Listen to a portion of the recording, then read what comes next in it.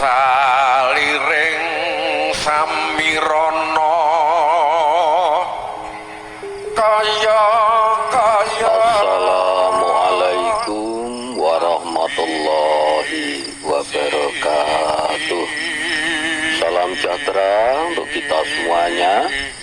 Rahayu, rahayu, rahayu. Pada kesempatan kali ini saya akan membahas tentang ilmu makrifat Kanjeng Sunan Kalijaga. Sebenarnya ilmu ini sangat dirahasiakan ataupun disembunyikan oleh beliau Kanjeng Sunan Kalijaga, dan bagi orang-orang tertentu saja yang memang mencari dan juga memang berkeinginan betul untuk bisa makrifat kepada Gusti Allah saja yang bisa menemukannya. Dalam mengajarkan ilmu makrifat ini, beliau Kanjeng Sunan Kalijaga itu disanggit atau disembunyikan di dalam cerita pewayangan. Kita tahu bahwa beliau ini adalah di samping seorang waliullah, beliau juga seorang seniman besar, juga seorang budayawan Jawa yang sangat luar biasa. Di samping itu, beliau juga seorang dalang. Dalam syiar agama Islam kala itu, beliau itu mengajarkan ilmu-ilmu makrifat, tetapi tidak melok, yang artinya memang tidak secara gamblang, tetapi disembunyikan atau dirahasiakan di dalam cerita-cerita pewayangan, terutama adalah cerita Dewa Ruci. Nah, di dalam cerita Dewa Ruci itu tadi diceritakan bahwa seorang Pandawa yang namanya adalah Bimasena atau Werkudara itu sedang berguru untuk mencari ilmu kasampurnan kepada gurunya, yaitu Begawan Durna. Nah, di situ Begawan Durna menyuruh Bima atau menyuruh Werkudara untuk mencari Gung Susuing Angin. Nah, di sini kalau orang yang tidak memahami dan tidak menggali secara dalam apa itu Gung Susuing Angin, maka yang didapat hanya sebuah cerita wayang saja. Tetapi orang yang benar-benar mau menggali kisah ini, di situ di dalamnya terdapat ajaran-ajaran ilmu makrifatullah yang sangat luar biasa. Jadi dalam mencari ilmu kasampurnaning urip atau ilmu kesempurnaan untuk mencapai kehidupan, ini Werkudara itu disuruh oleh gurunya Begawan Durna untuk mencari yang namanya Gung Susuing Angin. Nah, di sini disimbolkan bahwa Gung Susuing Angin itu hanya bahasa Sanepo.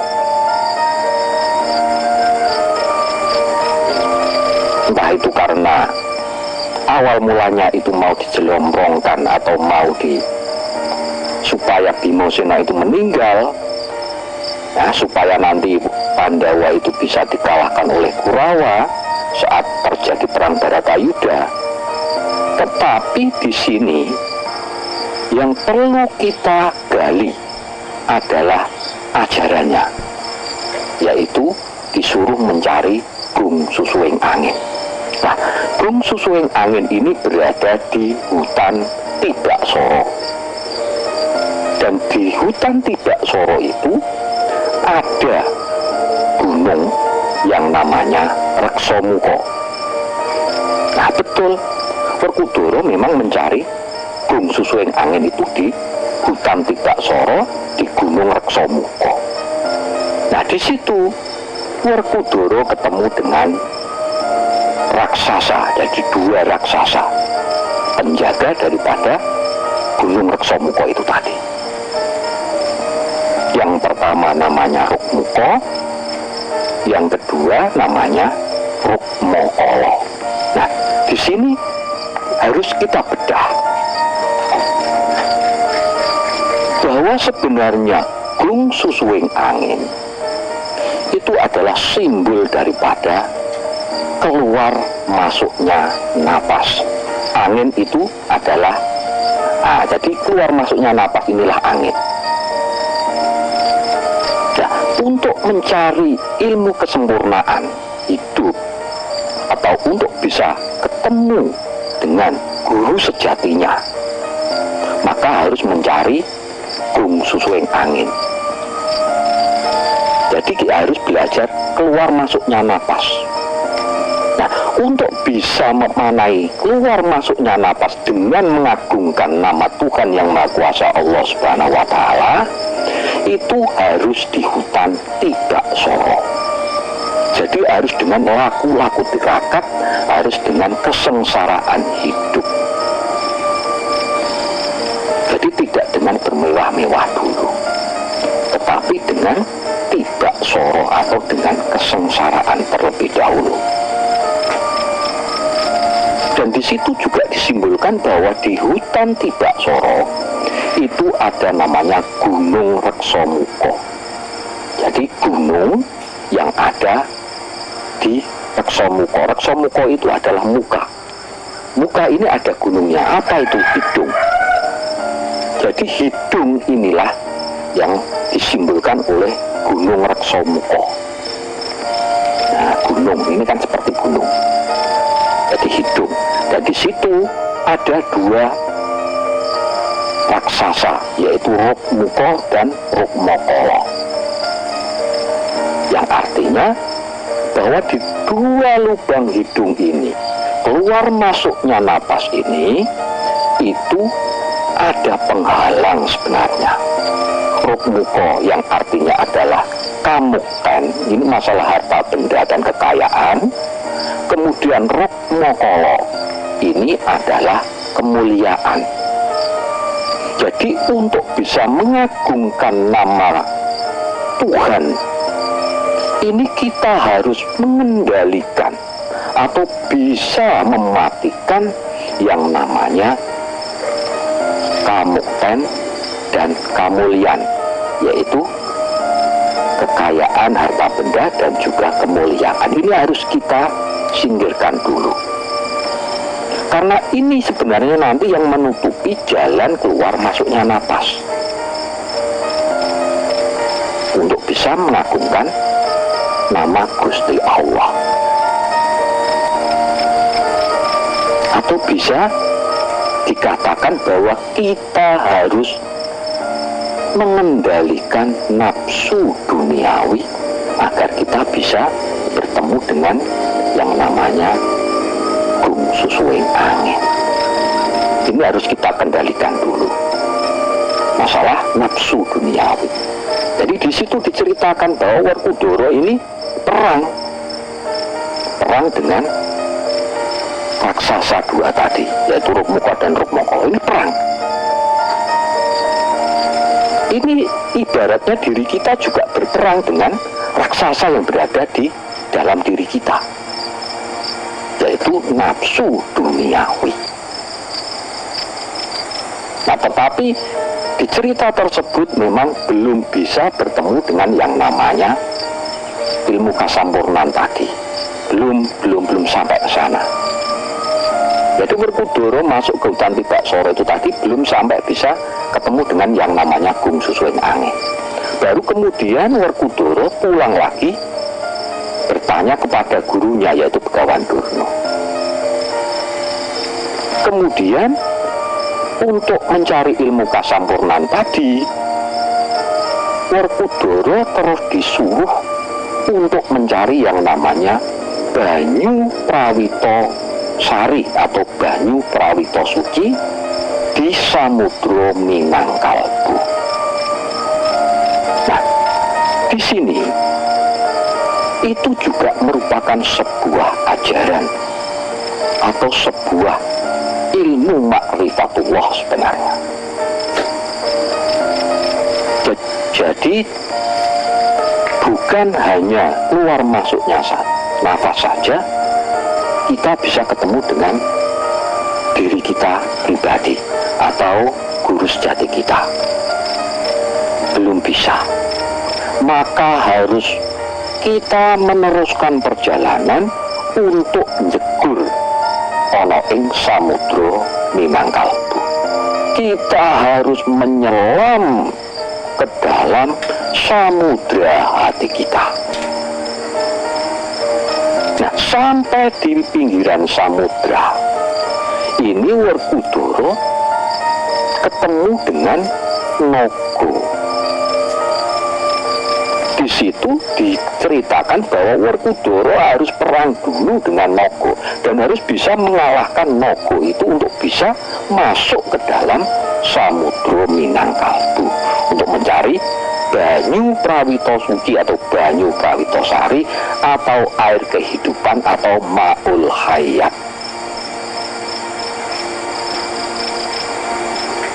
Nah, apa simbol daripada naga itu tadi yang harus kita kalahkan atau yang harus dikalahkan oleh Raden Werkudara?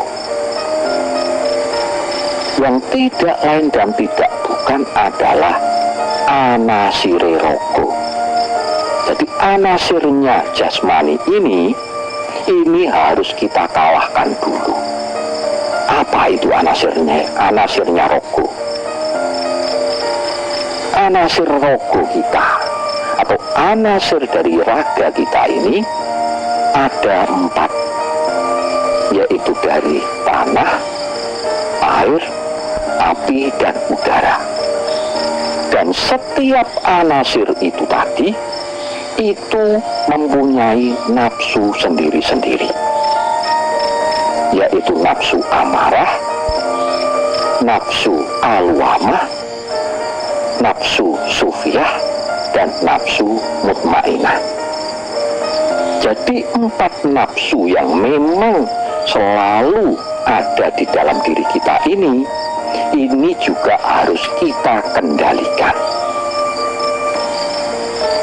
Nah, setelah bisa kita kendalikan, kita baru bisa masuk ke dalam Samudra Minangkalbu, yaitu masuk dan menyelam ke dalam sedalam-dalamnya ke dalam lubuk hati kita. Nah, di dalam lubuk hati kita ini ada 2 bagian. Yang pertama adalah hati besar, yang paling kecil adalah hati kecil. Jadi hati besar dan hati kecil. Nah, hati besar itu masih bisa untuk berbohong, untuk bisa menipu, itu hati besar. Kita harus masuk lagi ke dalam, yaitu hati kecil kita atau hati nurani kita. Hati ini tempatnya nurani, yaitu nur cahaya ni ingsun Allah. Jadi dengan keluar masuknya napas dengan mengagungkan nama Allah, kita harus masuk ke dalam hati kecil kita, karena disitulah cahaya ketuhanan nanti akan memancar. Nah, di dalam cerita wayang tersebut, Werkudara setelah bisa mengalahkan naga tadi, baru bisa masuk ke dalam Samudra Minangkalbu. Dan di dalam Samudra Minangkalbu itu, Werkudara ketemu dengan yang namanya Dewa Ruci. wujud daripada Dewa Ruci itu adalah sama persis dengan wujudnya Raden Werkudara, tetapi memang kelihatan kecil. Tetapi Raden Werkudara setelah disuruh masuk ke dalam Dewa Ruci, di dalam Dewa Ruci itu ternyata adalah sangat besar. Bahkan dunia seisinya ini bisa muat semuanya.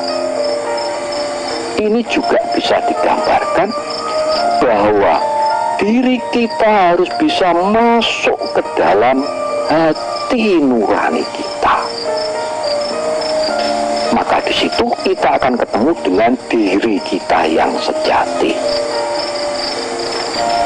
atau diri pribadi kita, atau bisa dikatakan kita ketemu dengan guru sejati kita, yaitu di dalam hati nurani, di dalam hati kecil kita.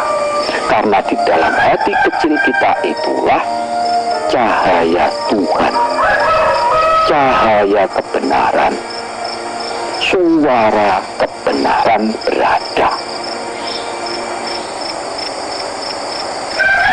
Dan di dalam Samudra Minangkalbu itu tadi, maka Werkudara sudah mendapatkan apa yang namanya banyu prawito suci atau banyu prawito sari atau ma'ul hayat atau air kehidupan. Jadi kalau kita kepingin ketemu dengan guru sejati kita, pengen ketemu dengan sangkan paraning dumadi, pengen ketemu dengan ilmu kasampurnaning urip, maka kita harus selalu mengagungkan nama Tuhan yang Maha Kuasa Allah Subhanahu wa Ta'ala lewat keluar masuknya napas. Kemudian kita masuk, kita teruskan perjalanan sampai ke dalam hati kita yang paling dalam, agar kita ketemu dengan yang namanya air kehidupan, yaitu guru jati kita, atau juga bisa dikatakan cahaya kebenaran. Kalau kita sudah ketemu dengan guru sejati kita, atau kita sudah menyatu dengan sukma sejati kita, maka bisa dikatakan sudah ketemu dengan yang namanya guru sejati, atau wis manunggaling badan wadak karo sukma sejatine. Atau bisa dikatakan kita sudah bisa menguasai yang namanya ilmu sangkan paraning dumadi, asal mula kehidupan kita, atau air kehidupan tadi, atau air prawito suci, atau banyu panguripan. Jadi itu sebenarnya ilmu makrifat Kanjeng Sunan Kalijaga yang dirahasiakan atau sinanggit di dalam cerita wayang yang berjudul Dewa Ruci. Ini adalah sebagai tuntunan kita agar kita selalu bermakrifatullah, agar kita selalu mendekatkan diri kepada Allah. Dengan cara bermakrifatullah semacam itu, maka kehidupan kita akan menjadi lebih tentram, menjadi ayem, menjadi bahagia. Karena apa? Selama ini yang membuat sengsara hidup kita, yang selalu membuat masalah di dalam hidup kita, tidak lain dan tidak bukan adalah karena nafsu duniawi tadi yang menutupi Samudra Minangkalbu. Jadi itu bahasan kita kali ini, mudah-mudahan bisa menjadikan tambahan wawasan dan juga bisa menjadi tambahan pengetahuan dan juga bisa menjadi penuntun bagi jiwa-jiwa yang sedang kegelapan. Dan bagi sedulur-sedulur, monggo silakan tinggalkan komentar panjenengan di kolom komentar. Matur sembah nuwun. Wassalamualaikum warahmatullahi